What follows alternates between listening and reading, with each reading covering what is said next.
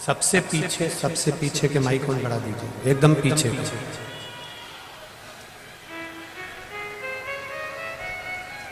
तेरी कृपा बिना न हिले एक भी अणु, लेते हैं श्वास तेरी कृपा से तनु तनु। बखान क्या करूं मैं राखों के ढेर का, चपटी भभूत में है खजाना कुबेर का। हमारे जीवन में हम जितने शब्द बोलते हैं, हमारे जीवन में हम जितने वाक्य बोलते हैं, हमारे जीवन में हम जितने भी वर्णन करते हैं, हमारे शब्द भी 3 प्रकार के होते हैं। एक वर्णप्रिय, दूसरा कर्णप्रिय और तीसरा धर्मप्रिय। हमारे द्वारा बोले गए शब्दों को चाहे आप बोल रहे हो, चाहे हम बोल रहे हो, चाहे संसार का कोई मनुष्य बोल रहा हो, शब्द 3 प्रकार के होते हैं।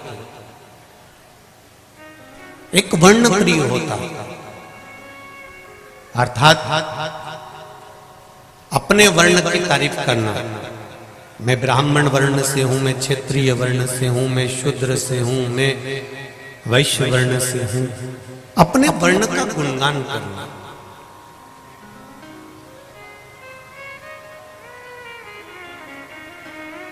अपनी समाज वालों को एकजुट कर लिया, बाकी की समाज का हमने अपमान कर दिया, या हमने अपशब्द कह दिया, या हमने आड़ा टेढ़ा बोल दिया।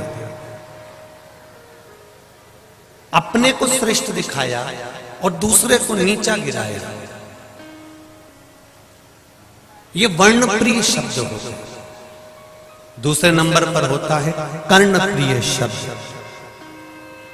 अर्थात किसी को खुश करने के लिए, किसी को प्रसन्न करने के लिए, किसी से काम निकालने के लिए, किसी के पास आपको जाना है और किसी से अपना काम निकालना है, तो कर्णप्रिय शब्द संसार का हर व्यक्ति बोलता है कि भैया हमारा यह काम कर देना, तुम तो बहुत अच्छे हो, तुम तो बहुत प्रिय हो, तुम्हारे जैसा तो कोई नहीं होगा।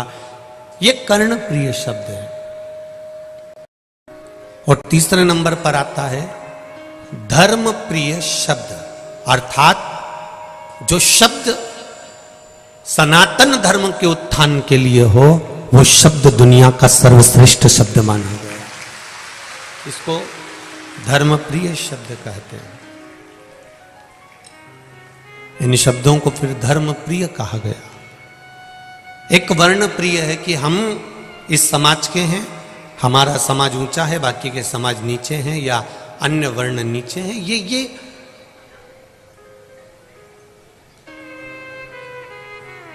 अब हमको भूल जाना चाहिए। बड़े बड़े शहरों में, बड़ी बड़ी कंपनियों में जब कोई नौकरी करता है, तो वो नौकरी करने वाला ये नहीं देखा जाता है कि वो कौन वर्ण का है। कंपनी केवल ये देखती है कि उसकी एजुकेशन कैसी है, उसकी विद्या कितनी है, उसकी पढ़ाई कितनी है, उसकी चतुरता कितनी है, उसकी विद्वत्ता कितनी है। 3 शब्द हैं, एक वर्णप्रिय, एक कर्णप्रिय और तीसरा है धर्मप्रिय। इन 3 शब्द में सर्वश्रेष्ठ शब्द है धर्मप्रियता, अर्थात हमारे धर्म को हम कैसे बचा सकते हैं, हमारे धर्म को हम कैसे जोड़ सकते हैं, हमारे धर्म को हम कैसे बचाकर पुनः सुरक्षित कैसे कर सकते हैं।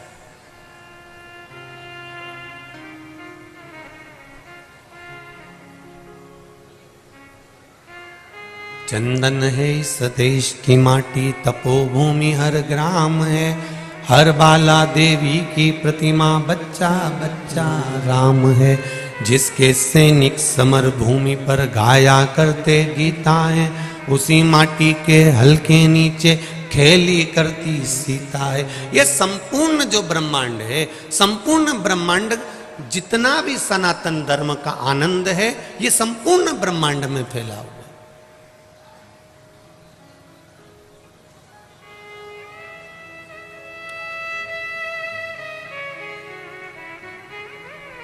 हमारे यहां तो भगवान कृष्ण की मैया यशोदा मैया भी कहती है, यश ददाती इति यशोदा।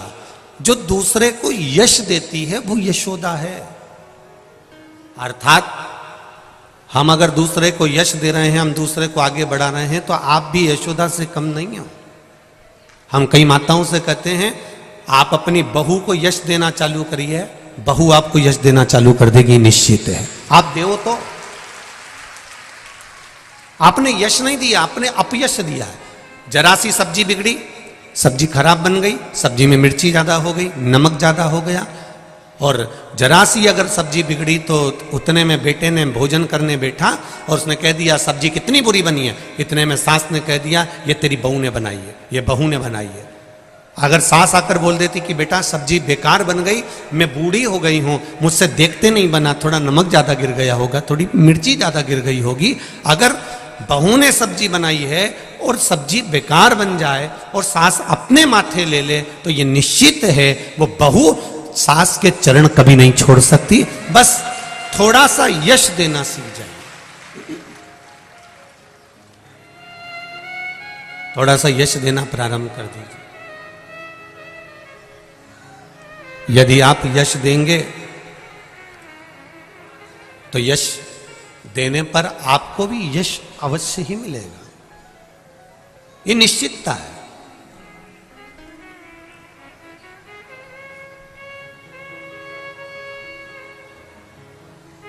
कोई तन दुखी, कोई मन दुखी, कोई धन बिन रहत उदास, और तुलसी या संसार में सुखी राम का दास। इस संसार में कोई भी सुखी नहीं है, कोई ना कोई किसी ना किसी रूप में दुखी है, ये निश्चित है।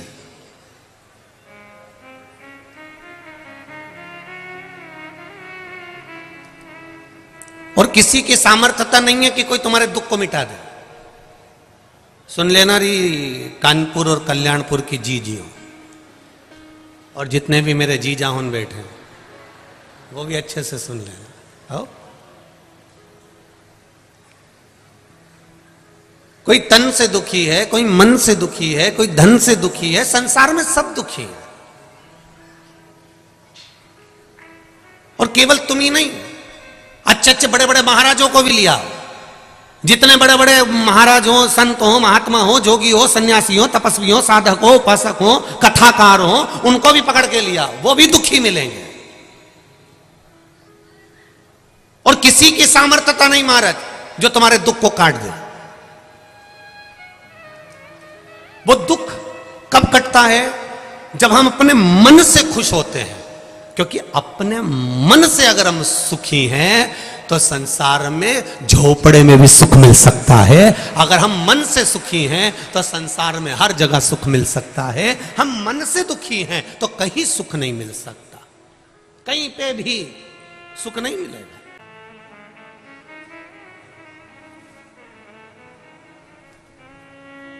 अगर संसार में दुख नहीं होता ना तो कितना कई संत अपने आप में कहीं कोई गोली मार लेता है, कोई अपने आप सुसाइड कर लेता है। अब तो इतने बड़े महात्मा बनकर, इतने बड़े जोगी बनकर, सन्यासी बनकर, तपस्वी बनकर, साधक बनकर, कई छोटे छोटे बच्चे, कोई नवयुवक बच्चे, कई बुजुर्ग माताएं, कई बूढ़े बूढ़े लोग अपने प्राणों को त्यागने का विचार क्यों? क्योंकि मन से सुखी नहीं है, आत्मा से सुखी नहीं है, इन्हें परमात्मा को पाने का प्रयास नहीं किया।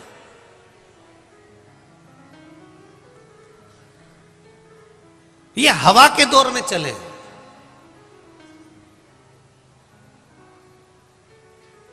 हवा का बहुत चक्कर है महाराज। अभी इनकी हवा चल रही है तो सब हवा के चक्कर में उधर चलेगा। अच्छा ईमानदारी से बोलना, हवा में कचरा रुख बदलता है कि पत्थर रुख बदलता है? बोलो री जीजी जरा, कानपुर वाले, और जीजा हुन भी बोल दो है। हवा में पत्थर रुख बदलता है? पत्थर वहीं पड़ा रहेगा। किसी की भी हवा चले पर कचरा कचरा रुख बदल लेगा, पर पत्थर अटल की अटल रहता है, पत्थर नहीं जाता। हवा किसी की भी चले। और जो शंकर के भक्त होते हैं, शिव के उपासक होते हैं, शंकर पर एक लोटा जल चढ़ाने वाले होते हैं, जो शिव मंदिर में जाने वाले होते हैं, जो शंकर भगवान का अनुमोदन करने वाले होते हैं, जो शिव जी पर एक बेलपत्र चढ़ाने वाले होते हैं, जो शंकर भगवान का गुणगान गाने वाले होते हैं, जो शंकर का नित्य स्मरण करने वाले होते हैं, वो पत्थर की तरह होते हैं। किसी की भी हवा चले, इन्हें कोई फर्क नहीं पड़ता। ये शिव के भक्त हैं और शिव के चरणों में रहते हैं। ये किसी के हवा के रुख में नहीं जाते।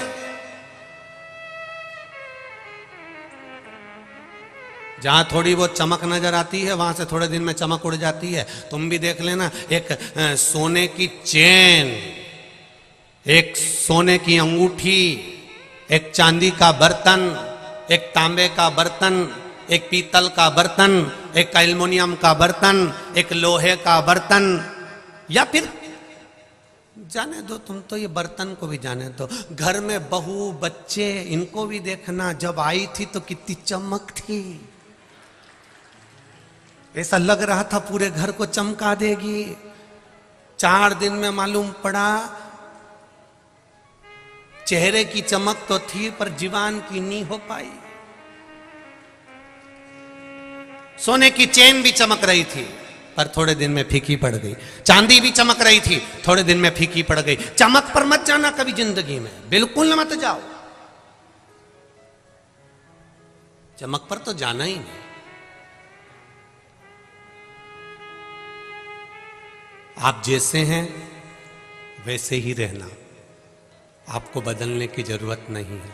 आप भगवान के भक्त हो और भक्त ही बनकर रहना। आपको नहीं बदलना है, आपको चमक की ओर नहीं जाना है। दुनिया कितनी भी चमत्कार करे, दुनिया कितनी भी चमक दिखाए, दुनिया कितनी भी चमत्कारों पर चमत्कार दिखाए, अपने को वैसे भी हमने देखा है। कानपुर उत्तर प्रदेश के जितने भी लोग हैं, उत्तर प्रदेश साइड के इधर के जितने भी लोग हैं, हमने देखा ये चमक के पीछे कभी नहीं भागते। ये भागते हैं तो परमात्मा के पीछे भागते। ये नियम बना, इसीलिए तो पूरी दुनिया में छोड़कर भगवान ना तो मध्य प्रदेश में इतनी बार प्रकट हुए, ना गुजरात में प्रकट हुए, ना महाराष्ट्र में इतने प्रकट हुए जितने वो उत्तर प्रदेश में प्रकट हुए।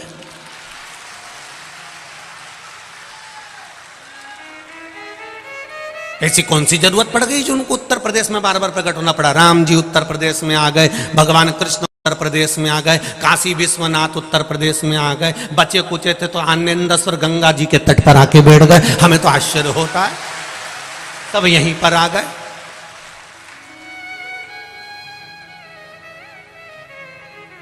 ये चमक के पीछे भागने वालों में से नहीं है, ये भगवान के पीछे भागते, भगवत चरणारविंद की ओर भागते, ये भगवान की शरणागति की ओर भागते।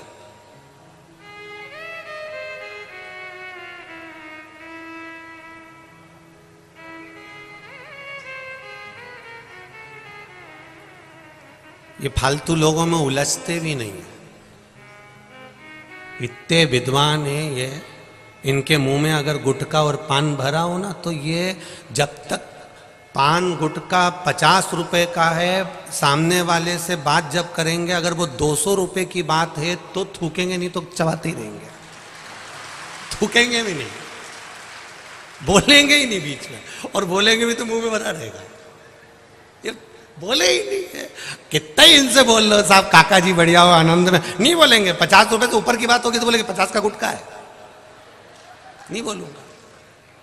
जब तक तुम्हारी बात 200 के लेवल की नहीं आएगी तब तक नहीं थूकूंगा, नहीं तो यही फंसा रहेगा। और साहब नहीं बोले, वो बात 200 तक पहुंचना चाहिए, जब तक तो नहीं बोलेगा। जब तक खड़ा ही है, सुन रहा है, बैठा है, पर नहीं बोलेगा तो नहीं बोलेगा। और जब बात इनकी चलते चलते 200 के पार कर गई, तब फिर क्या बोल रहे थे, अब आया उत्तर प्रदेश, अब आया। यहां व्यर्थ में लोग उलझते भी नहीं है। यहाँ का सबसे बड़ा स्नेह है कि यहाँ लोग भक्ति के पीछे भागते हैं, भजन के पीछे भागते हैं, स्मरण के पीछे भागते हैं। इसलिए मेरे रामकृष्ण इस उत्तर प्रदेश की भूमि पर जन्म लेते हैं। भजन के बल पर भागा गया है।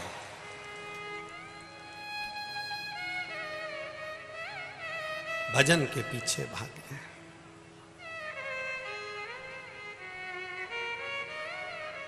महाराज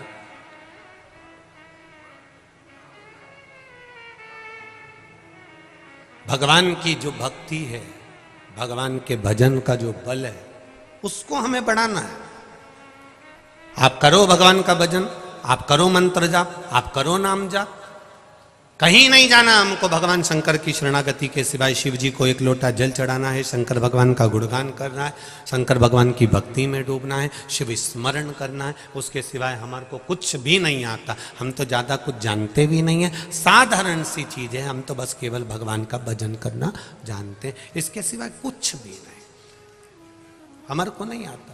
मैंने तेरे ही भरोसे ओ बाबा, तेरे ही भरोसे हवा बिच उड़ती जावांगी। बाबा डोर हथों छठी नामे कटी जावांगी। भोले मैं तेरी पतन, शंभू में तेरी पतन। भगवान की अविरल भक्ति की ओर चलो। विस्मयता में, भ्रमता में दुनिया के लोग तुमको ले जाने का प्रयास करेंगे, पर हमको नहीं जाना। आप वाणी मिठास की बोलिए, आप थोड़ा सा यश देने का प्रयास करिए। भगवान को चमक प्रिय नहीं है। भगवान कभी चमकता में नहीं जाना चाहता। भगवान कहता है कि मैं तो तुम्हारे हृदय में रहना चाहता हूं, दिल में। उसको चमक से कोई मतलब नहीं, कोई मतलब नहीं उसको चमक से। अगर मेरा भोलेनाथ, मेरा भगवान चमक देखता तो चमड़े का जूता बनाने वाले थे रविदास जी। बोलो री जीजियो, सही है गलत है? चमड़े का जूता बनाते थे संत रविदास जी, और चमड़े का जूता बनाते थे।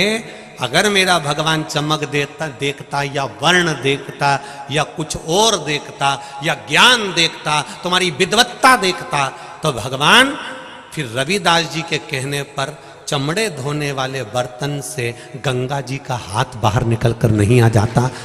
चर्मकार होने के बाद भी उनकी भक्ति का बल प्रबल था, इसलिए भगवान चमक नहीं देखता, भगवान दिल देखता है। संत रविदास जी के लिए प्रकट हो गए, संत तुकाराम जी के लिए प्रकट हो गए, संत नामदेव जी के लिए प्रकट हो गए, कर्माबाई के लिए प्रकट हो गए, मुक्ताबाई के लिए प्रकट हो गए, मीराबाई के लिए प्रकट हो गए। उसने कभी चमक नहीं देखी, उसने तो केवल तुम्हारा दिल देखा है, हृदय देखा है, मन देखा है, चित्त देखा। उसको चमक से मतलब ही नहीं। चमक तो वो खुद बनाता है, चमक तो वो खुद बनाता है। चमक बनाने में तो वो अग्रण्य है। जब किसी का हाथ पकड़ लेता है ना, उसको चमका देता है। वो फिर भले खड्डे में पड़ा हुआ क्यों ना हो, उसको चमकाने में देरी नहीं लगती, वो खुद चमका देता है। कथा सुनी होगी आप लोगों ने भागवत जी में। भगवान कृष्ण पर मणि चोरी का इल्जाम लगा। बोलो सुनी कि नहीं सुनी रहे? किस किसने सुनी? जरा हाथ उठाओ। सबने सुनी? हाँ, उधर उधर। भगवान कृष्ण पर मणि चोरी का इल्जाम लगा। ये तुमने भागवत जी में घड़ा सुना, खूब सुना। अब आज भी सुन लो, जितने लोग हैं यहाँ पर, लगभग मेरे हिसाब से तो बाबा की कृपा से आज प्रशासन के लोग कह रहे थे कम से कम 5 लाख से ज्यादा पब्लिक यहाँ पर भरी हुई है। और वास्तवता है आप लोग इतनी संख्या में आए हो, इतनी संख्या में आए हो कि कॉलोनी में जगह नहीं बची रे दादा, इतनी संख्या में। ये शिव कृपा है, बाबा की कृपा। और जहां जगह मिली है वहीं बैठकर सुन लो। ये मत सोचो कि कहीं हमारे लिए कुछ अच्छी जगह मिल जाए, हम अच्छी जगह। तुम्हें जहां मिल रही है वहां चैन से, प्रेम से सुनना। तुम यहाँ जगह देखने नहीं आए हो, यहाँ भोलेनाथ जी के दिल में, और भोलेनाथ जी तुम्हारे दिल में बैठने के लिए। आप हृदय से सुनो कर, जहां मिल जाए जगह वहां बैठो। भगवान पर चोरी का इल्जाम लगा, भगवान मणि ढूंढने के लिए गए। सत्यजीत ने चोरी का इल्जाम लगाया। जामवंत के साथ में युद्ध हुआ, मणि भगवान को मिली।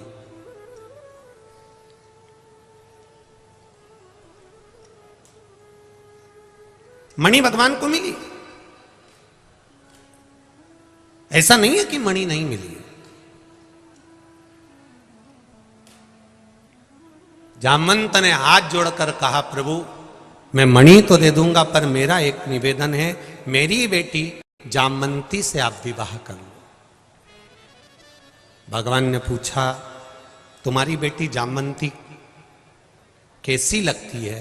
तो कहा, जैसा बाप है वैसी बेटी है।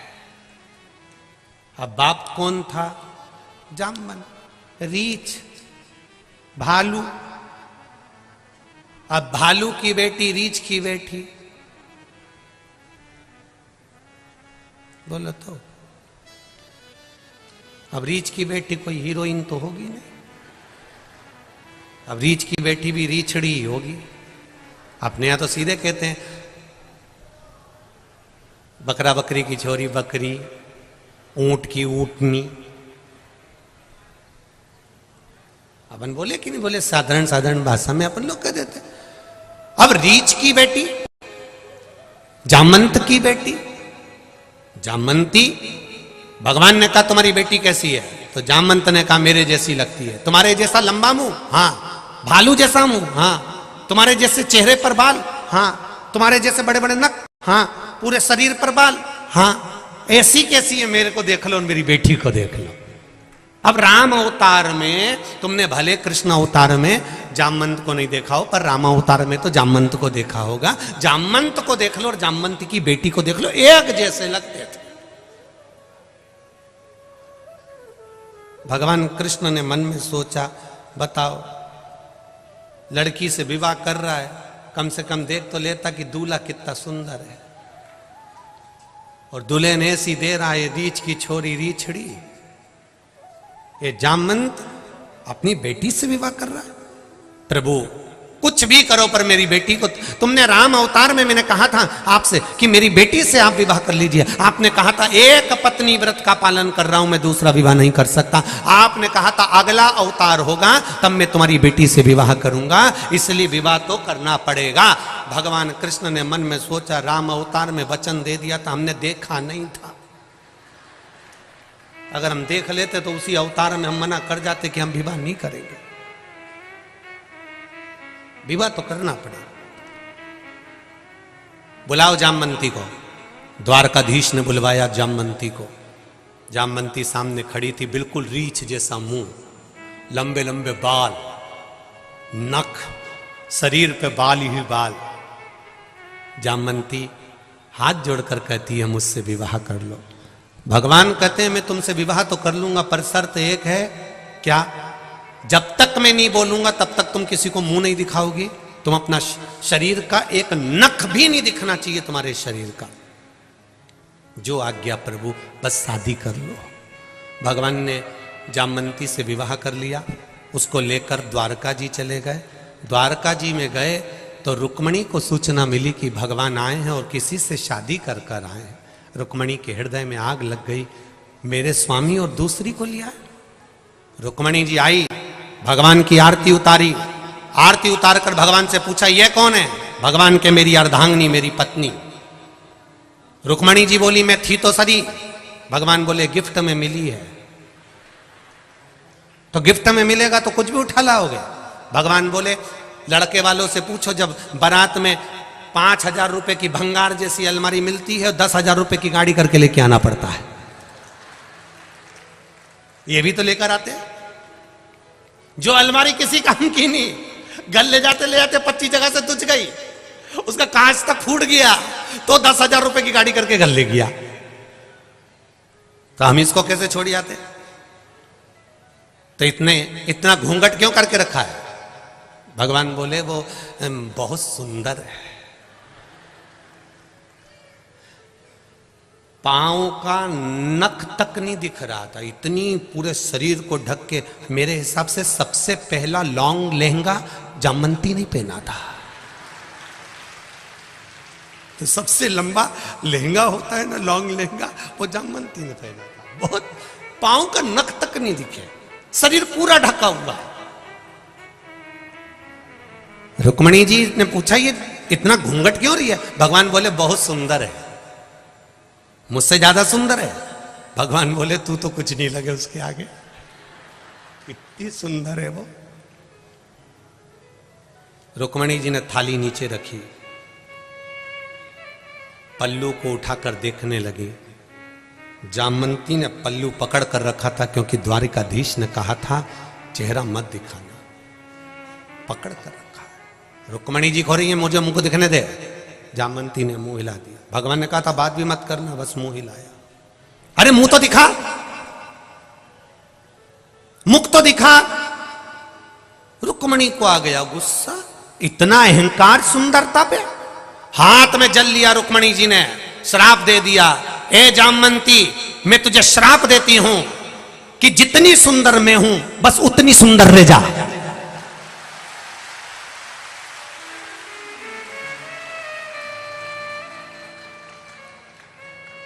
भगवान ने कोनी मार के कहा अब उठा दे, अब उठा तू घूंघट। और जो रुक्मणी जी के सामने जामवंती ने अपना घूंघट उठाया, जामवंती रुक्मणी जैसी सुंदर हो गई। भगवान के चरण पकड़ लिए कि तू चमक से दूर रहता है पर कंकर को भी चमकदार बना देता है। तू है वो मेरा परमात्मा है, वो मेरा द्वारिकानाथ, मेरा भोलेनाथ, मेरा विश्वनाथ, मेरा गोवर्धननाथ, मेरा शिव, मेरा राम, मेरा कृष्ण है, जो कंकर को भी चमकाकर हीरा बना देता है। एक साधारण से घोड़े पर से उठाकर उसको भी कहीं ऊंचे सिंहासन पर बिठा देता है। और ये तो मेरा शंकर है, जो चमक से मतलब नहीं रखता, वो केवल तुम्हारे हृदय से मतलब रखता है। आप दिल से एक बार भगवान के हो जाओ, वो तुम्हें कब चमका देगा, किस तरह से चमकाएगा, वो ही जान सकता है, उसके सिवा कोई नहीं। एक भी चमक दिखाए, चमक की ओर ना जाकर भगवान का पथ पकड़िए।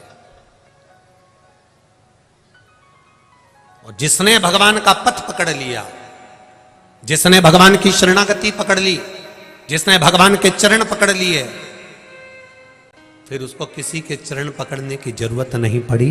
एक का चरण अगर पकड़ा है तो फिर किसी की भी जरूरत हमें नहीं पड़ी। शंभु शरणे मांगो घड़ी रे घड़ी, दुख काटो दया करी निदर्शन आपो, दया करी निदर्शन। आप भगवान की भक्ति की और भगवान के चरणारविंद की और भगवान के रसतत्व की ओर जाओ। कोई कितना भी कह दे कि वहां चमत्कार हो रहा है, आप मत जाइए। आप पहले, सबसे पहले भगवान के मंदिर, अपने पास में जो शंकर का मंदिर है वहां जाइए। दुख आया है, एक बहू पूना में रहती है, मुंबई में रहती है, एक बहू दिल्ली में रहती है और एक बहू तुम्हारे पास में रहती है।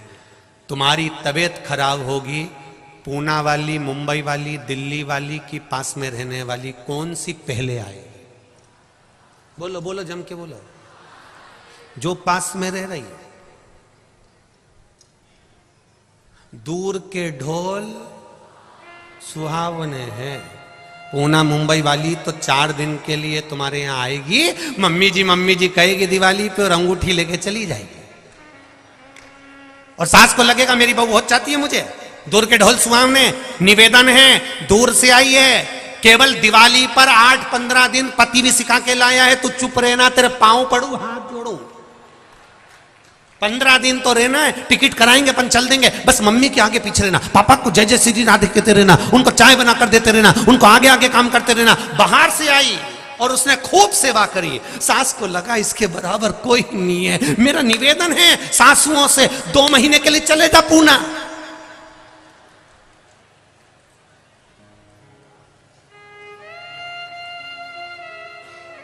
अभी तक जो जगदंबा थी, थोड़े दिन में चंद्र घंटा नहीं हो जाए तो बता देना। रोज चंद्र घंटा प्रतिदिन। तो मम्मी से पूछो ना कब जाएंगी, तो मम्मी ने ये बोल दिया आई काय को यहां पूना में, इनको कौन ने बोला था कि आओ। बहुत कठिन है महाराज, दूर के ढोल सुहावने। कोई कहते वहां चमत्कार हो रहा है, कोई कहते वहां ये हो रहा है, कोई कहते वहां वो हो रहा है। नहीं, सबसे पहले अगर तुम्हारे को दुख है तो दुनिया में जाने से पहले अपनी जो बहू पास में है, अर्थात जो शंकर जी का मंदिर तुम्हारे करीब में है, पहले उसके पास चले जाना, उससे विनती कर, उससे निवेदन करो उसके विनती। पास में बेटा है उससे तो कह नहीं रही, और फोन लगा के पूना के बेटे को कह रही मेरे को ये तकलीफ आ गई, तो पूना के बेटे ने कह दी मम्मी डॉक्टर को दिखा लो ना उधर जाके। तो लेके कौन जाएगा, आजा पूना से। अगर यही बात तू साथ में रहने वाले बेटे से कहती बेटा मेरे शरीर में कष्ट है, तो बेटा कहता मम्मी मैं अभी चलता हूँ, थोड़ी देर में मैं आ रहा हूँ, तुम चिंता मत करो मैं दिखा लाऊंगा। बेटा खुद लेकर जाता, नौकर को भेजता, चाकर को भेजता, किसी को भेजता, पत्नी को कहता, पर दिखा कर लाता। पर तुमने दूसरे को आस जगा कर कि वो मुझे कर देगा, तो उसने फोन किसको लगाया, बेटे को। बेटे ने कहा मम्मी ने तुझसे कहा भैया, भैया तुझसे कहा, ये बात मुझसे मां बोल देती मैं दिखा लेता। मतलब मुझे तो नीचा दिखा दिया कि मैं कुछ नहीं कर सकता। आपके पास में जो रह रहा है, आपके करीब में जो रह रहा है, जो शंकर भगवान का मंदिर तुम्हारे नजदीक में है, जो शिवालय तुम्हारे पास में है, जो शंकर भगवान का शिवालय तुम्हारे नजदीक में है, जो बेलपत्री का पेड़ तुम्हारे पास में है, जो पीपल का वृक्ष तुम्हारे पास में है, जो आंवले का वृक्ष तुम्हारे पास में है, जो शंकर का शिवालय तुम्हारे पास में है, सारी दुनिया में जाने से पहले तुम्हारे करीब के शंकर भगवान के मंदिर में पहुंचो। उसको हल्के में मत लो। शिव मंदिर वहीं बनता है जहां शिव चाहता है।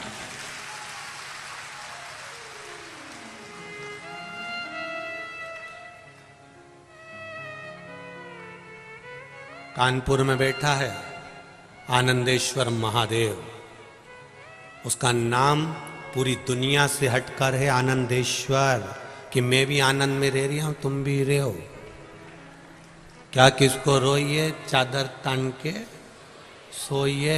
ये महादेव सिखा रहा है टेंशन वेंशन लेने की जरूरत नहीं है, टेंशन की जरूरत नहीं है। भगवान की भक्ति में जुओ जितना हो सकता है, और रहो अपनी मस्ती में, जैसे रहते हो साधारणता में, जैसे आनंद में, सिंपल, कोई चमक नहीं, कोई चमक नहीं चाहिए। ऐसी चमक, ये चमक ये दमक फूल वन में महक, सब कुछ सरकार तुम्हीं से है। उसकी भक्ति को रमो, उसके भजन को रमो। क्या सोचना अपन को चमक का। एक बात और अपनी जिंदगी में उतार लीजिए, चारों तरफ कुर्सी पाने के लिए, पद पाने के लिए, प्रतिष्ठा पाने के लिए, स्थान पाने के लिए एक होड़ लगी हुई है, लोग दौड़ रहे हैं। मेरा निवेदन है सब कुछ मिल सकता है, एक बार शंकर भगवान को पाने के लिए दौड़ पड़ो, सब कुछ मिल जाएगा। सब कुछ। उन्नति की ओर बढ़ने का प्रयास करते हैं, बड़ा बनने का प्रयास करते हैं, आगे बढ़ने का प्रयास करते हैं, तब दो चीजें अपनी कम हो जाती है, एक रोटी, एक हंसी। जब व्यक्ति ज्यादा बड़ा होते चले जाता है तो उसकी हंसी भी कम हो जाती है और रोटी भी कम हो जाती है। वो अच्छे से हंस भी नहीं पाता है और ठीक तरह से खा भी नहीं पाता है। उसका भोजन भी गया और हंसी भी गई।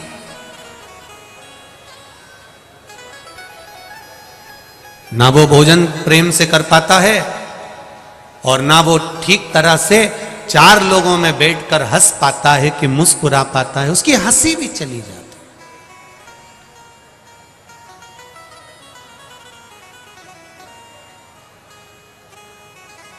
हम तो कहते हैं जब ज्यादा बड़े हो जाते हैं तो लोगों की हंसी के साथ में रोटी भी चली गई, ताली भी चली गई, भजन भी चले गया और सबके साथ में बैठना भी चले गए।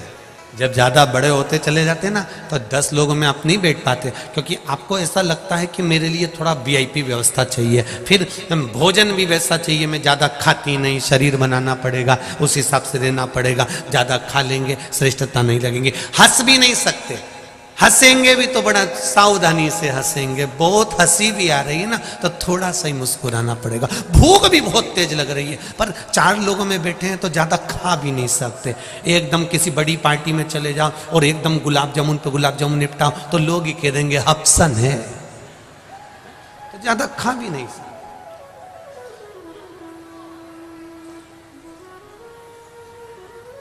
छोटे बनकर आप कुछ भी कर सकते, छोटे बनकर अपनी जिंदगी को मस्त जी सकते हो। कथा कह रही है, भगवान शिव का चरित्र कह रहा है, भगवान शंकर का गुणगान कह रहा है।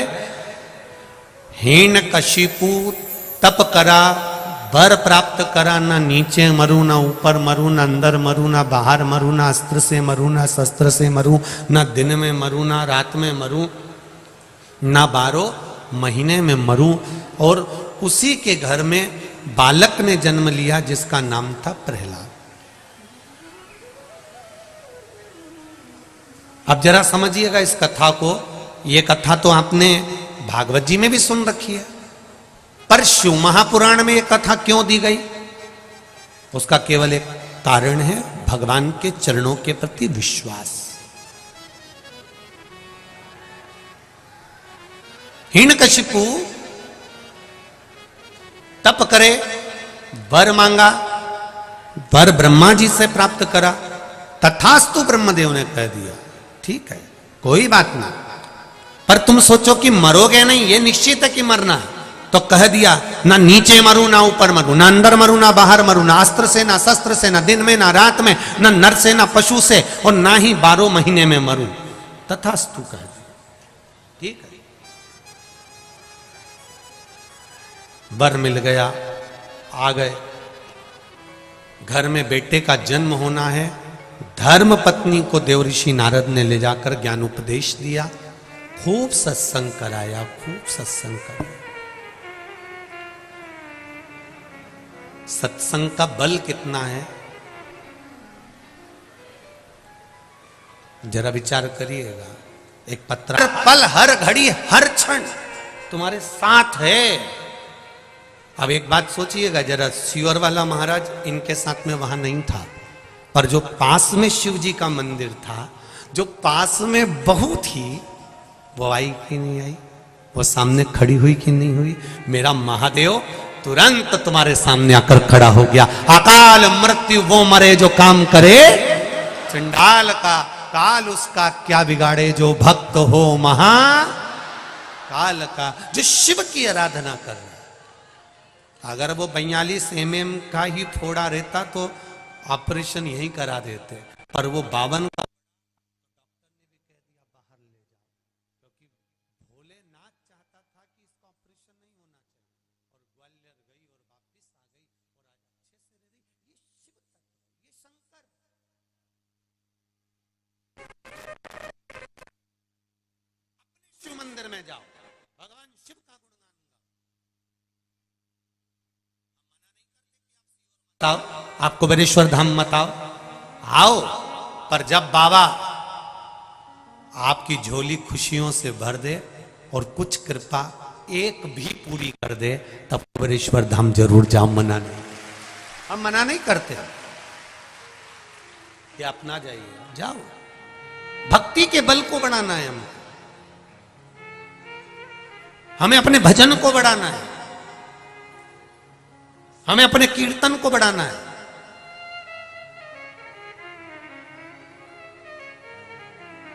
एक बात और कहना चाहेंगे, सुन लेना जरा अच्छे से, कानपुर वालों और कल्याणपुर वाले, और जितने लोग आस्था चैनल पर कथा सुन रहे हैं, जितने फेसबुक यूट्यूब पर सुन रहे हैं, वो भी सुन लेना।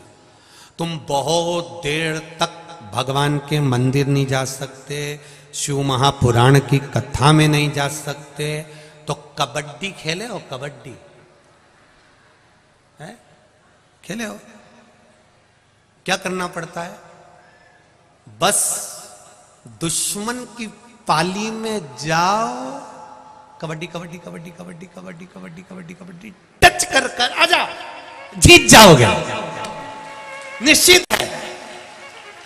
ज्यादा देर भगवान के पास बैठने की जरूरत नहीं है, बस शिव मंदिर की दहली तक जाओ, छू कर वापिस आ जाओ, जीत जाओ, निश्चित है। शिव मंदिर के द्वार तक गए और जीत कर वापिस आ जाओ, ये निश्चितता है। तेरी कृपा बिना न हिले। हमारे बीच में संत महात्मा है, जोरदार ताली बजाकर स्वागत करें। तेरी कृपा बिना न हिले एक भी अणु, लेते हैं श्वास तेरी कृपा से तनु तनु। एक जरा सा बस केवल टच ही किया है। आती है? कौन कौन खेले हैं कबड्डी? खेले हो? अरे बहुत बढ़िया, धर लो धर लो धर लो। कबड्डी कबड्डी कबड्डी टच करा, वापिस लौट कर आ गए। और अगर थोड़ी सी देरी हो जाती तो फिर डूब जाते। गए, भगवान की चौखट तक पहुंचे, भगवान के द्वार तक पहुंचे, भगवान की शरणागति तक पहुंचे, थोड़ा सा स्पर्श मात्र किया, उसमें भी सुख मिल गया, उसमें भी आनंद की अनुभूति हो गई। मेरे भोले तेरा सहारा है, मेरी नैया का तू किनारा है, मेरी नैया का तू किनारा है। शिव कृपा जैसी। आप अगर आए हो शिव महापुराण की कथा में, भगवान शंकर की पावन कथा को श्रवण करने के लिए पहुंचे हो, समझ लेना पाली टच कर कर जा रहे हो तो ये निश्चित है कि विजयता प्राप्त जरूर होगी। आप आए उसके द्वार तक, आप आए उसकी चौखट तक। और मेरा इंदौर वासियों से भी निवेदन है, दलाल बाग के पास में इंदौर में यह कथा 22 तारीख को कानपुर में विराम हो जाएगी, 24 तारीख को दोपहर में 2 बजे से 5 बजे तक इंदौर में प्रारंभ हो जाएगी। मौका मत छोड़ना, टच करने के लिए भगवान शिव की शिव महापुराण में जरूर पहुंचना। मेरा बाबा क्या देगा ये तो मेरा विश्वनाथ ही जान सकता, ये मेरा बाबा देवाधिदेव महादेव जान सकता। लोग मुरैना से आ रहे हैं, मध्य प्रदेश से, कोई झांसी से आ रहा है, कोई रायसेन से आ रहा है, कोई कलकत्ता से आ रहा है, यहाँ कोई कलकत्ता वाले भी बैठे हुए हैं, कोई कलकत्ता से, कुछ तो मेरे बाबा ने दिया होगा तब तो पहुंचे हैं। ये इतने पत्रों का ढेर लगा हुआ है, पत्रों का, ये विश्वास से आप, भरोसा, दृढ़ता, कुछ तो कृपा करिए। और इंदौर वालों को मौका मिला है 24 तारीख से 30 तारीख तक दयाल बाग में कथा श्रवण करने, चूके नहीं, दिल से आनंद से 2 बजे से 5 बजे तक कथा का रस तत्व ग्रहण करो। आस्था चैनल फेसबुक यूट्यूब पर भी आप लोग श्रवण करें। 12 ज्योतिर्लिंग शिव महापुराण की कथा होगी, यहां भक्ति शिव महापुराण की कथा चल रही, शिव भक्ति।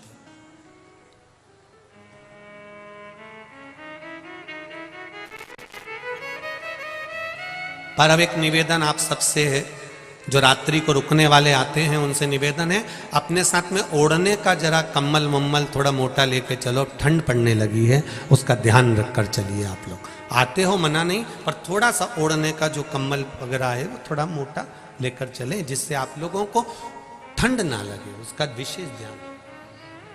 भगवान की अविरल भक्ति, बैठो अभी दे मौका, भगवान की अविरल भक्ति को धारण कर, जिस भक्ति का बल प्रबल हो। हिरण्यकशिपु ने मांगा ना नीचे मरू, ना ऊपर मरू, ना अंदर मरू, ना बाहर मरू, ना अस्त्र से मरू, ना शस्त्र से मरू, ना दिन में मरू, ना रात में मरू, ना नर से मरू, ना पशु से मरू, ना ही 12 महीने में मरूं। धर्म पत्नी गर्भ से थी और नारद जी ने उनको ज्ञान उपदेश दे दिया, गर्भवती नारी को भगवान का भजन करना चाहिए। ये हमारा शास्त्र कह रहा है, ये शास्त्र कह रहा है। पर आज के जमाने में डॉक्टर कह देते हैं बेड रेस्ट, दिन भर पलंग पे पड़ी रहो और नाटक देखती रहो। औलाद भी जो पैदा हुई वो आते से ही नाटक करना चालू कर देती है, वो भी नाटक करती है। गोदी में रखो तो चुप, जमीन पे सुलाओ तो पे पे करे, ये नाटक नहीं तो क्या। फिर बूढ़ी बूढ़ी माताएं भी कहने में पीछे नहीं हटती, वो भी कह देती हमारी भी 4-4 5-5 औलाद थी री बहू, खिला दो पिला दो पटक दो खेलती रहे, तूने अनोखी औलाद पैदा करी, धन्य है ऐसी औलाद पैदा करी। फिर माताएं भी कह देती, कहने में कोई चूकता क्या। करो भजन, करना चाहिए, उसमें कोई विशेष।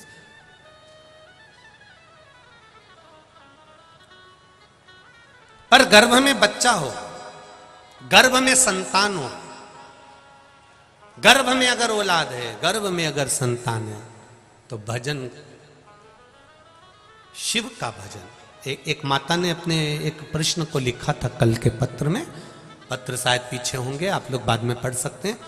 पत्र में एक माता ने प्रश्न लिखा था, क्या नारी भगवान शंकर के शिवलिंग का निर्माण कर सकती है पूजन शिवलिंग बनाकर? तो हम तो हमेशा कहते आए, हमने हमेशा आपसे कहा है कि शिवलिंग का निर्माण कोई भी कर सकता।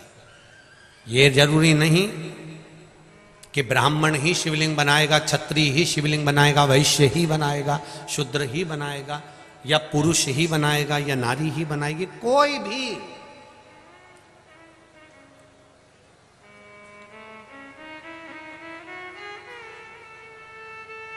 और नवयुवक बेटा बेटियों से निवेदन है, अगर आप एग्जाम के लिए तैयारी कर रहे हैं, पढ़ो। आप कंपटीशन एग्जाम की तैयारी कर रहे हैं, करो। उनसे निवेदन है, पेपर में अगर समय हो 2 महीना, 4 महीना, 6 महीना हो, कंपटीशन एग्जाम की पूरी तैयारी करो, पूरी तैयारी एकदम कर्म प्रधान।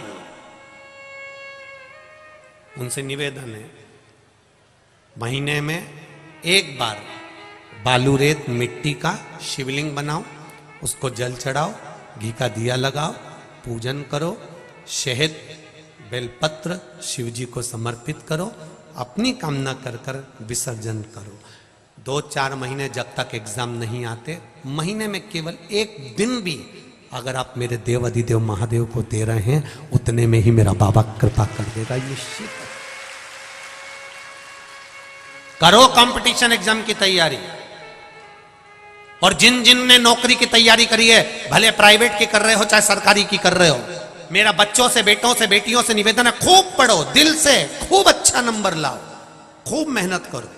पर साथ में शिव महापुराण को विश्वास मानकर भगवान शंकर का अनुमोदन कर कर, विनती कर कर, फिर कंपटीशन एग्जाम में या कहीं इंटरव्यू देने जा रहे हो, वहां भी शिव का श्री शिवाय नमस्तुभ्यम जप कर बाबा को दिल में बिठाकर एग्जाम दीजिए।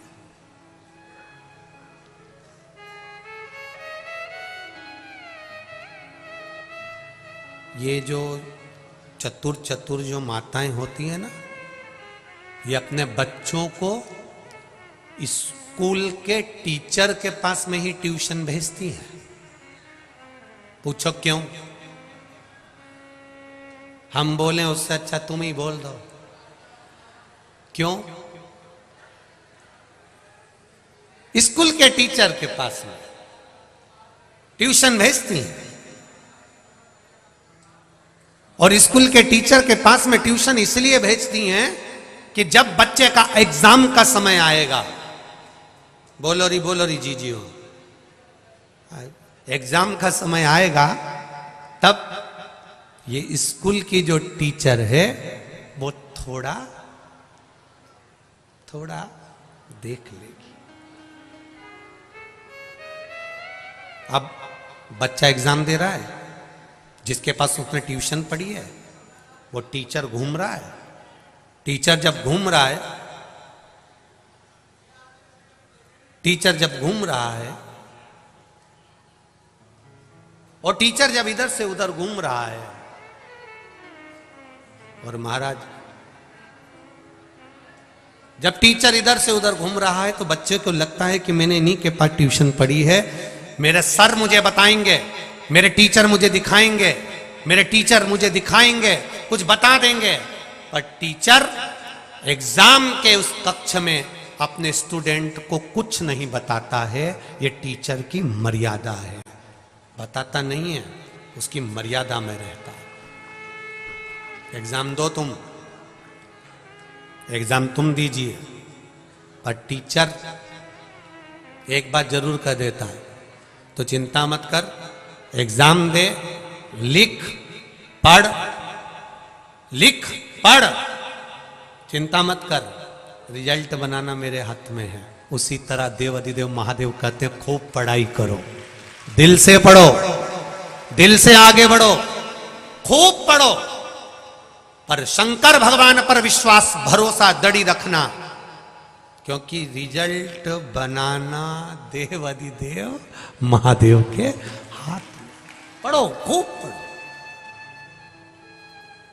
मैंने तेरे ही भरोसे बाबा, तेरे ही भरोसे हवा बिच उड़ती जावागी, बाबा डोर हटो छठी में कटी जावागी, भोले में तेरी पतन, शंभो में तेरी पतन। दिल से कहो उसको। प्रहलाद का जन्म हुआ माता के गर्भ से, देवऋषि नारद ने ज्ञान उपदेश दिया। वो ज्ञान इतना प्रबल था देवऋषि नारद का दिया हुआ कि गर्भ से जो बालक हुआ उसने आते से भगवान के नाम का आह्लाद करा और उसका नाम प्रहलाद हो गया। ले गए, हिरण्यकशिपु को मालूम पड़ा, घर लेकर गए, पर गर्भ का ज्ञान प्रबल ज्ञान था, बहुत प्रबल ज्ञान, खूब पढ़ा। और मेरा निवेदन है, शुगर की बीमारी, मधुमेह की बीमारी पिता को होती है तो बेटे को आ जाती है। बोलो री जी, सही है कि गलत है? बाप को होती है तो बच्चों को आ जाती है। जब शुगर की बीमारी बाप को है तो बेटे को आ गई, बाप को है तो बेटी को आ गई। पर एक बात समझ में नहीं आती कि पिता इतना धर्मात्मा है, इतना पुण्यात्मा है, तो फिर इस पुण्य आत्मा के जैसा हृदय ये छोरे में क्यों नहीं आया रे? बीमारी आ सकती है, उसको शुगर थी तो इसको भी आ गई, उसको मधुमेह था तो इसको भी मधुमेह आ गया। डॉक्टर भी पूछते हैं तुम्हारे पिताजी को शुगर थी क्या? हाँ साहब उनको शुगर थी, तो तुमको भी है, थोड़ा ना थोड़ा अंश है। कारण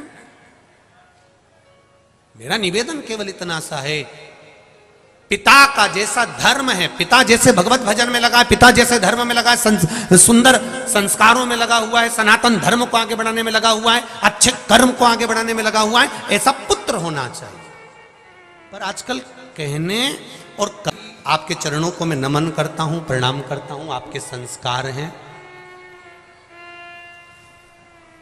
आपके संस्कार हैं। आपने बोला गौ माता के लिए बोला, हमें गौ माता के लिए बोलने में कोई परेशानी नहीं, पर दुख केवल एक है हमारे हृदय में। इतना गौ माता पे प्रवचन देते हैं, इतनी सीख देते हैं, गाय को ऐसे रखो वैसे रखो, जरा सी बात में गाय का नाम आता है और आग बबूला हो जाते हैं, जरा सी देर में गौ माता के लिए टूटमान हो जाते हैं।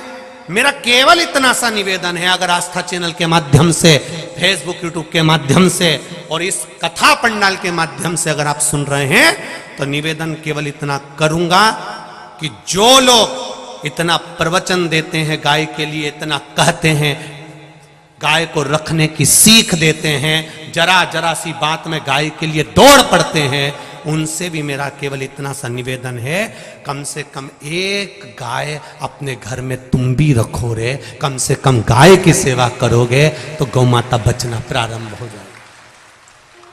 हम केवल मंचों से ना बोलें, हम केवल प्रवचन में ना बोलें,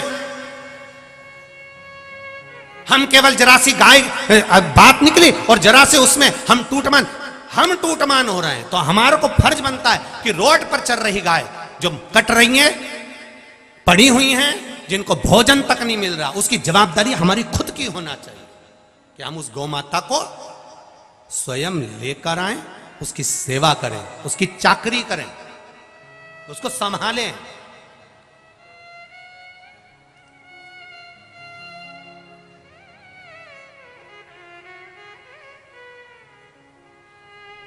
पहले 322 ब्रेसिंग मशीन वाले कत्ल खाने थे।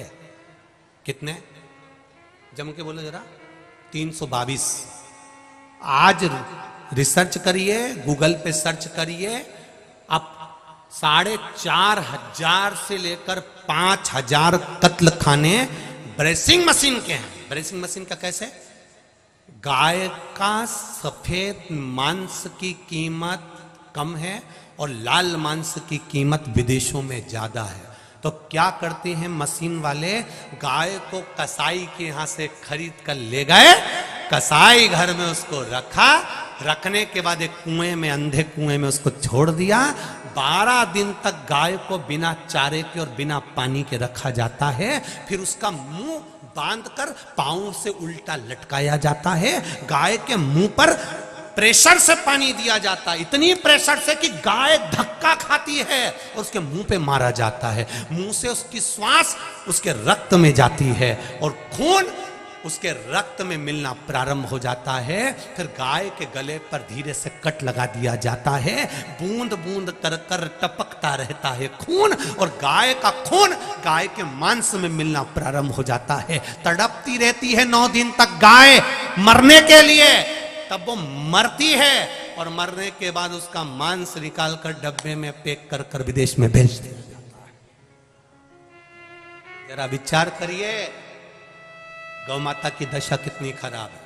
मेरा तो निवेदन केवल इस व्यासपीठ से इतना सा है, प्रत्येक गौ माता की सेवा, जितने लोग दिल से कहते हैं कि हम गौ रक्षा करना चाहते हैं, हम गाय की रक्षा करना चाहते हैं, उनसे भी निवेदन, आपके घर में गाय बंदी होना चाहिए, आपके घर में गौ माता होना चाहिए।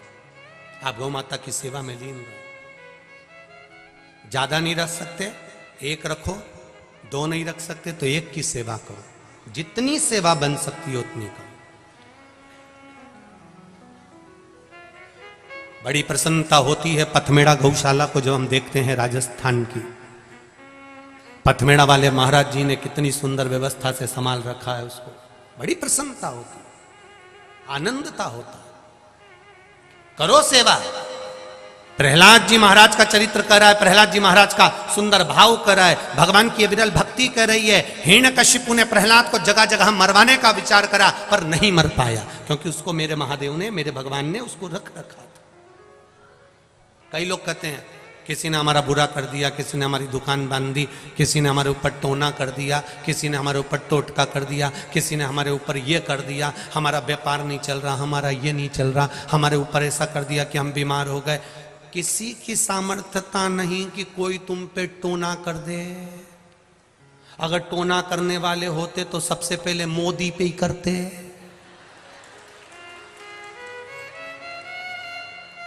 अगर होते तो सबसे पहले उस पे ही करते। तुम तो इतने फेमस भी नहीं हो कि तुम फिर कहीं का टोना कर दे। अरे भाई, ये हमारा भ्रम है कि कोई हमें बर्बाद कर रहा है, ये हमारा भ्रम है कि हमारी दुकान नहीं चल रही, किसी ने टोना कर दिया होगा, किसी ने टोटका कर दिया होगा। ये भ्रम में, ये अंधविश्वास में ये जीना बंद कर दो। ये अंधविश्वास में जीना बंद कर दो कि किसी ने टोना कर दिया होगा, किसी ने टोटका कर दिया होगा, किसी ने ये कर दिया होगा। ये अंधविश्वास है जिस पर तुम जी रहे हो।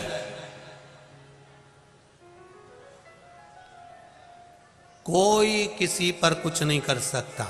करने वाले होते तो अंबानी को छोड़ देते, मोदी को छोड़ देते, जो ऊंचे ऊंचे पद पर हैं।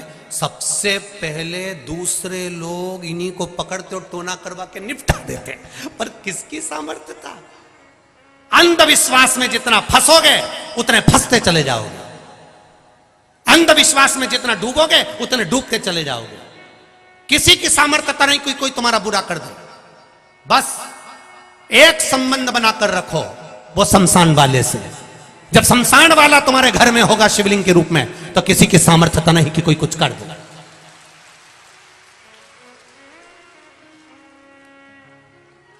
जिसके घर में भगवान शंकर का शिवलिंग विराजमान होता है, जिसके घर में भगवान शंकर के लिए एक लोटा जल प्रतिदिन निकलता है, जिसके घर में भगवान शंकर को रोज एक बेलपत्र चढ़ती है, शिव जी के मंदिर में घर का कोई एक व्यक्ति भी अगर जाता है और शंकर के मंदिर से वापिस आता है, तो घर में भगवान शंकर के रज हमारे घर में आती है, तो किसी की सामर्थ्यता नहीं कि कोई टोना कर सके, किसी की सामर्थ्यता नहीं। अंधविश्वास में जीना बंद करो, अंधविश्वास मत रखिए कि कोई कुछ कर देगा। भजन करो, भजन का बल बढ़ाइए, कुछ नहीं। भजन प्रहलाद को खोलते हुए तेल में डाल दिया, कुछ नहीं हुआ। अग्नि में पटक दिया, कुछ नहीं। पहाड़ से नीचे फेंक दिया, कुछ नहीं। अंत में कहा भगवान है, खंबे में से भगवान प्रकट हो गया, प्रहलाद को बचा लिया, हिरण्यकशिपु को मार दिया।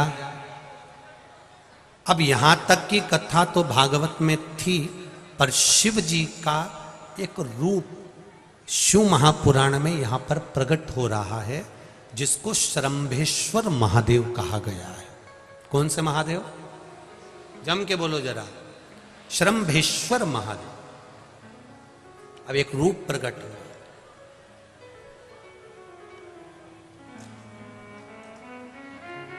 अब नरसिंह भगवान ने हिरण्यकशिपु को मार दिया, पर क्रोध कम नहीं हुआ है नरसिंह भगवान का। सारे देवता भगवान शिव जी के पास गए, भोलेनाथ भोलेनाथ भोलेनाथ। देवादिदेव महादेव ने पूछा क्या हो गया? वो भगवान नरसिंह को बहुत गुस्सा आ रहा है, जहां जाते हैं वहीं टूट फूट कर जाते हैं, कुछ कृपा करो ना भोलेनाथ।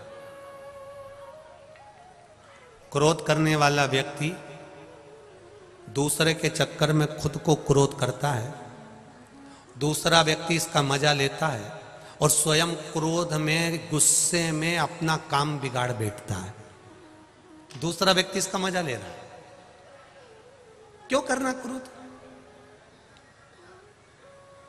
क्या करोगे क्रोध कर कर?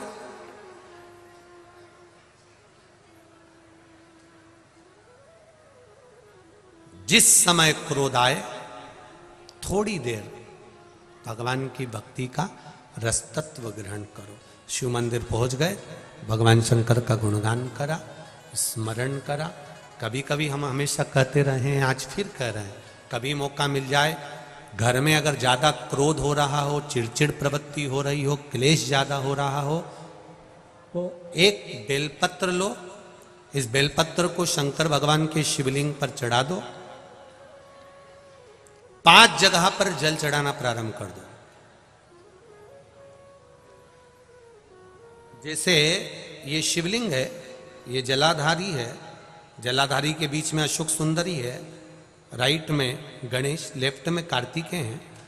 जहां पर शिवलिंग रखा हुआ है वो पार्वती जी का स्थान है।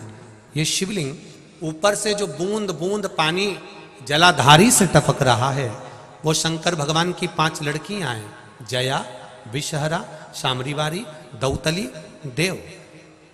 5 जगह पर जल चढ़ाना प्रारंभ कर दो। अगर ज्यादा घर में क्लेश हो रहा है, गुस्सा आ रहा है, सब चिड़चिड़ कर रहे हैं, एक बेलपत्री चढ़ाओ, जल भर कर ले गए शिव जी के मंदिर। पहले अशोक सुंदरी पर चढ़ाइए, फिर गणेश जी पर चढ़ाइए, कार्तिकेय पर चढ़ाइए, इसके बाद में जलाधारी पर चढ़ाइए, फिर जल शिव जी पर चढ़ा दो अपने मन का भाव रखकर। 7 5 मिनट बैठ गए, शिव मंदिर में शंकर भगवान के शिवलिंग का स्पर्श करा। स्पर्श कर कर वही हाथ को लेकर अपने घर पर आ गए। दिल्ली में प्रवेश करते हुए कहीं हाथ लगा भी दिया, क्योंकि ये तो बल है मेरे शिव का, आप अंदर प्रवेश कर जाओ। ज़्यादा से ज़्यादा 8 से 9 मिनट लगता है। घर में कितना भी क्लेश चल रहा होता है, अपने आप 9 मिनट 10 मिनट के अंदर शांत हो जाता है। क्रोध की शांति भी मेरा शिव है। स्पर्श मात्र हो गया तो हमारा कल्याण हो गया, स्पर्श मात्र से।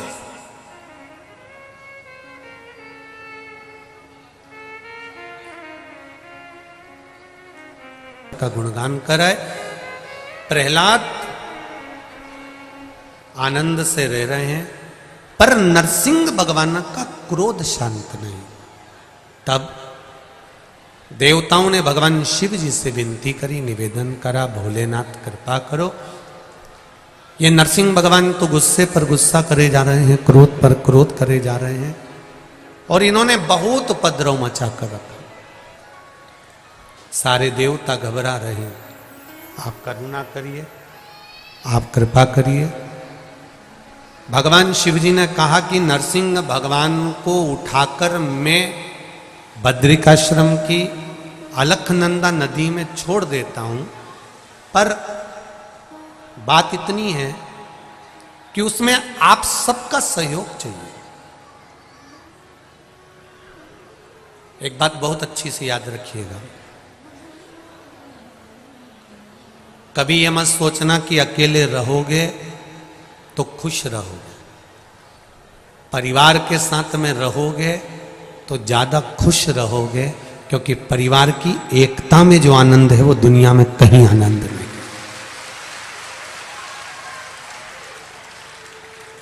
संगठित रहिए, संगठन में रहिए। जो संगठित रहता है उसको कोई तोड़ नहीं सकता। एक अकेली लकड़ी को कोई भी तोड़ देगा, पर 10-12 लकड़ी एक साथ में होगी तो तोड़ने में दम चाहिए। संगठन में रहने में, संगठित रहने में जो आनंद है वो कहीं नहीं है। हम एक बात हमेशा कथा में कहते रहते हैं, आज फिर कह रहे हैं, हफ्ते में एक दिन ऐसा नियम बनाओ कि अपने परिवार के साथ में बैठकर, माता पिता कुटुंब कबीला जो भी अपने घर में, जो एक घर में जितने लोग रह रहे हैं, चाहे वो बच्चे हों, आप हों, पत्नी हो, बेटा बेटी जो भी हो, आपके घर में जितने भी लोग अपने घर में रह रहे हैं, उन सबके साथ एक साथ बैठकर भोजन करो। हम ये नहीं करें कि एक ही थाली में भोजन करो, सब अपनी थाली लगाओ, पर एक साथ बैठो और एक साथ भोजन करो, जिससे अपने मन के भाव केंद्रित।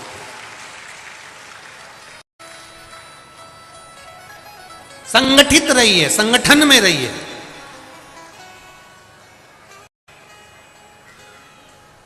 पिता आ रहे हैं 10 बजे रात को, बेटा आ रहा है 11 बजे रात को, मां भोजन कर रही है 8 बजे, बेटी आ रही है 5 बजे।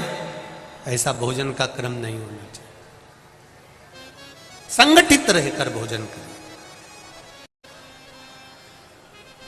ज्यादा दिन नहीं, हम ये कह नहीं रहे कि आपसे कि रोज करो, हफ्ते में एक बार। उससे क्या होगा कि बच्चे को कुछ कहना होगा तो उसको लगेगा पापा आज अच्छे मूड में है, तो अपन कह दें। मेरी मम्मी अच्छे मूड में है तो मम्मी से मैं कह दूं। अपने बेटा बेटियों से भी निवेदन है और माता और पिताओं से भी निवेदन है, अपने बच्चों से फ्रेंड जैसा रहिए, दोस्त जैसा, जिससे वो अपने दिल की बात आपको सारी बता दें और आप पहले से सचेत हो जाएं कि हमारे साथ ये घटना ना घट जाए। अपने बच्चों के साथ में रहकर अपने बच्चों से थोड़ा सा एक दोस्त जैसा माहौल रखकर उससे पूछो, उसको समझो, उसको जानो। बच्चा कहीं कोई गलत बात छुपा तो नहीं रहा है। 1 महीना 2 महीना 6 महीना 4 महीना उसके मन में कुछ चल रहा और वो छुपा छुपा कर चल रहा है, बाद में मालूम पड़ता है तो फिर रोना आता है। क्या करेंगे अब हम, कैसे बचाएंगे गुरुजी, अब हम क्या कर सकते हैं गुरुजी। तो गुरुजी कुछ नहीं करेगा, करना तुमको पड़ेगा। थोड़ा संगठन में रहना, थोड़ा संगठित। भगवान शिव ने कह दिया 33 कोटि देवी देवता मेरा साथ दे दे, मैं नरसिंह भगवान के गुस्से को शांत कर दूंगा। ये 33 कोटि देवी देवता मेरा साथ दे। तो देवताओं ने पूछा हमें क्या करना पड़ेगा? शंकर भगवान ने कहा मैं शरंभ पक्षी का रूप धारण करूंगा, तुम मुझ में बल देना, सब मेरे पंखों से लपट जाना, मैं बल पाकर नरसिंह भगवान को अपनी चोंच से या पंजे से उठा लूंगा और उठाकर अलखनंदा नदी में गंगा के जल में डाल दूंगा। जब नरसिंह भगवान को गंगा के जल में अलखनंदा नदी में डालूंगा तब उनका क्रोध अपने आप शांत हो जाए। देवताओं ने कहा हम तैयार हैं। देवता बोले हमें तैयारी है, आप करो तैयारी। शिव जी ने एक रूप रखा सरंभ पक्षी का, नरसिंह भगवान को उठाया, पंजे में उठाकर ले गए, बद्रिकाश्रम की अलखनंदा नदी में उनको पटक दिया। पटके भगवान का क्रोध एकदम शांत हो गया, एकदम शांत। शंकर भगवान ने कहा नरसिंह भगवान से प्रभु वैकुंठ नहीं जाओगे? नरसिंह भगवान बोले मेरे को अलखनंदा नदी में रहने दो। नरसिंह शिला के रूप में नरसिंह भगवान आज भी अलखनंदा नदी में रहते हैं, जहां पर ताप कुंड है, जहां पर पानी गर्म का कुंड है बद्रीनाथ में, उसके नीचे की ओर आप देखेंगे कि बड़ी सी शिला नजर आएगी, बड़ी सी शिला नजर आएगी। उस बड़ी सी शिला को देखेंगे और किसी पंडित जी से पूछेंगे कि ये कौन सी शिला है, तो लोग कहेंगे कि ये नरसिंह शिला है, ये नरसिंह भगवान के द्वारा प्रकट हुआ। शिव जी का नाम शरंभेश्वर महादेव हो गया। शरंभेश्वर महादेव क्रोध को संयम रखने के लिए,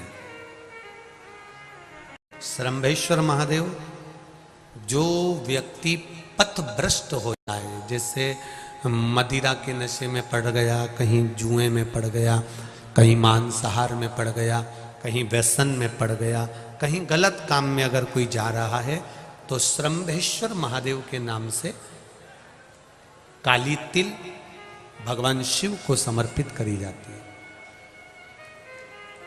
महाराज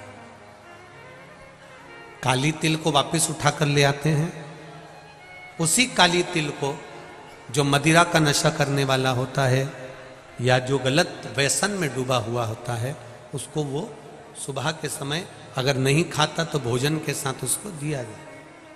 शरंभेश्वर महादेव। एक बेलपत्री का भी बहुत अच्छा प्रयोग है शरंभेश्वर महादेव का, मदिरा पीने वालों के लिए, मांसाहार व्यसन में, जुए में, वेश्यावृत्ति में, पर नारी में, गलत जगह पर जो डूबे रहते हैं उनके लिए। पहले की कथा में उसका वर्णन किया है बेलपत्री का। शरंभेश्वर महादेव। एक बार सब बोलेंगे कौन से महादेव? शरंभेश्वर महादेव। फिर जम के बोल लो एक बार, शरंभेश्वर महादेव।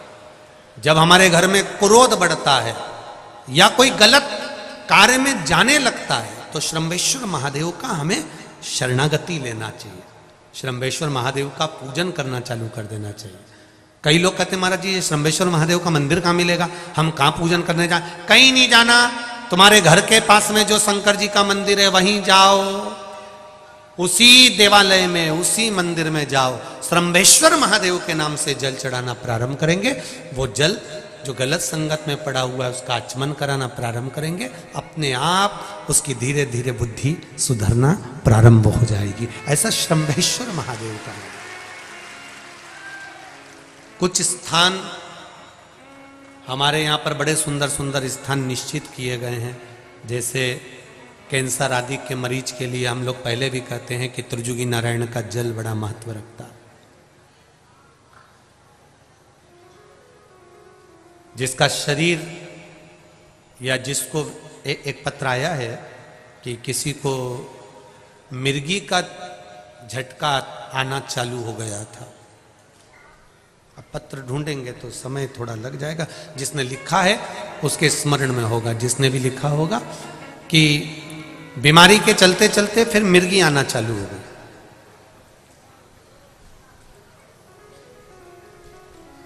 जिसने भी लिखा है वो दोनों हाथ एक बार हिला देना, जिसके लिए भी लिखा हुआ वो इतना ध्यान नहीं आ रहा। तो उनको मिर्गी का झटका आना प्रारंभ हुआ। अब मिर्गी का झटका आना प्रारंभ हुआ, कई महीने निकल गए, मिर्गी के झटके बंद नहीं हो।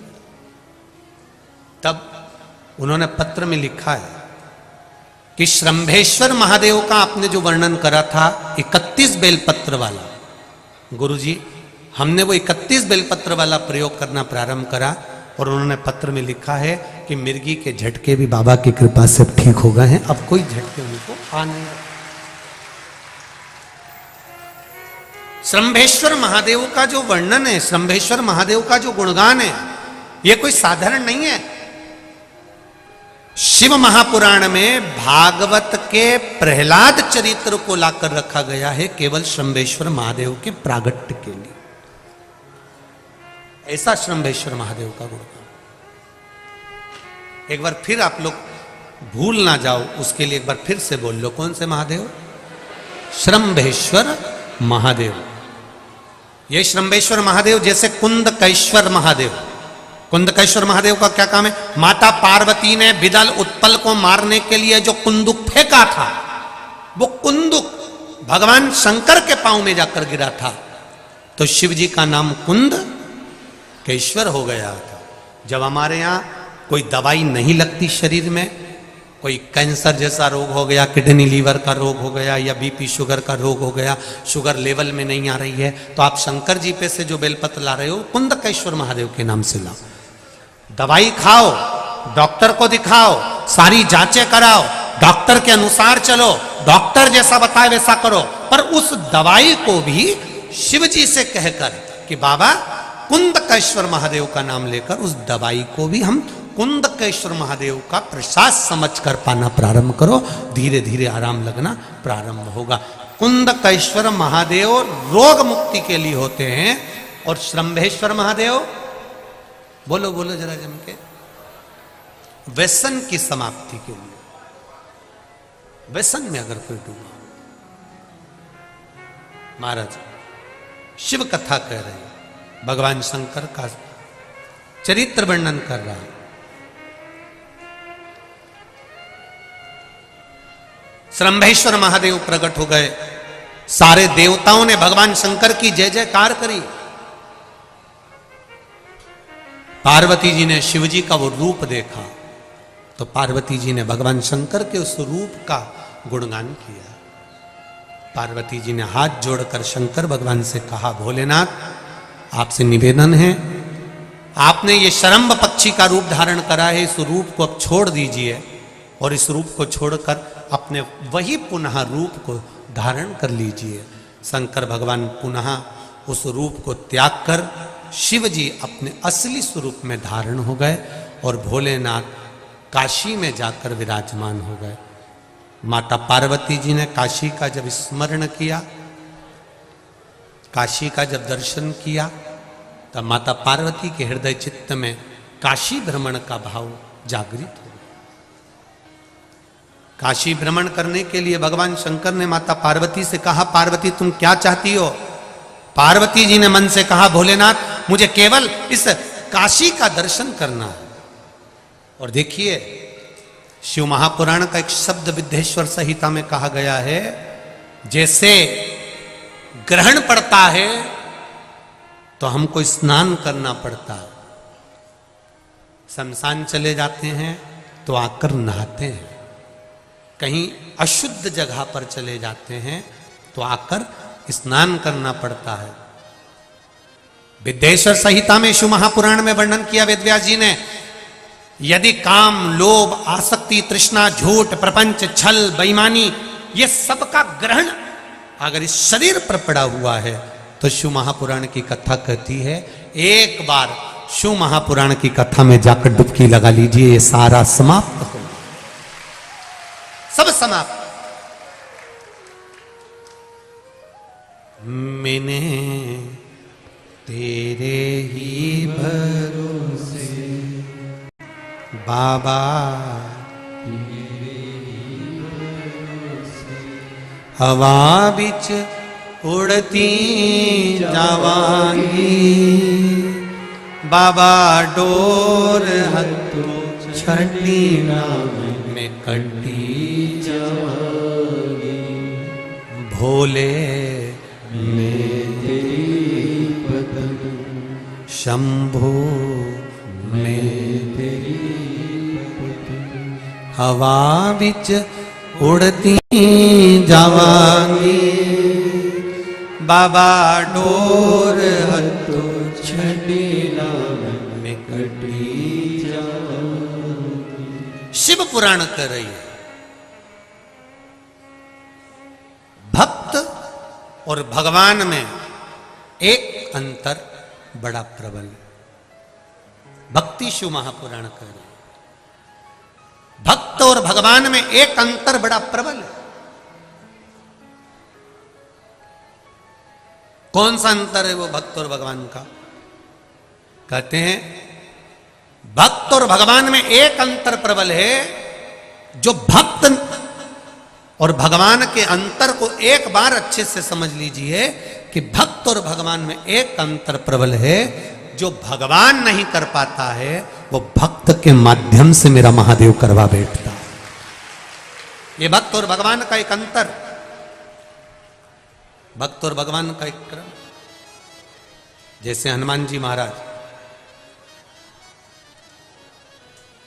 जो मेरे राम नहीं कर पाए वो मेरे हनुमान जी कर दिए।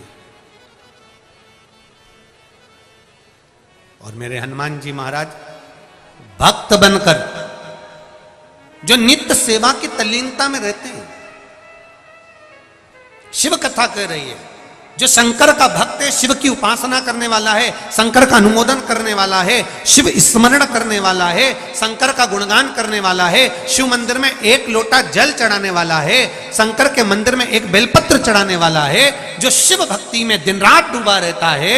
शिव महापुराण की कथा कहती है कभी कभी, हमने पहले भी कथा में कहा, आज फिर कह रहे हैं, आप शंकर के मंदिर जाने वाले का अगर केवल मुख का दर्शन भी कर लोगे तो मेरा देवाधिदेव महादेव आपके कार्य सफल कर देगा। शिव मंदिर जाने वाले का केवल मुख दर्शन ही हमारे को श्रेष्ठता दे जाता, केवल मुख दर्शन। भगवान शिव के मंदिर का केवल अगर कोई जल चढ़ा कर आ रहा है, कोई जल चढ़ाने गया है, कोई बेलपत्री चढ़ाने गया है, कोई भगवान का गुणगान करने गया है, उसका केवल दर्शन, केवल दर्शन।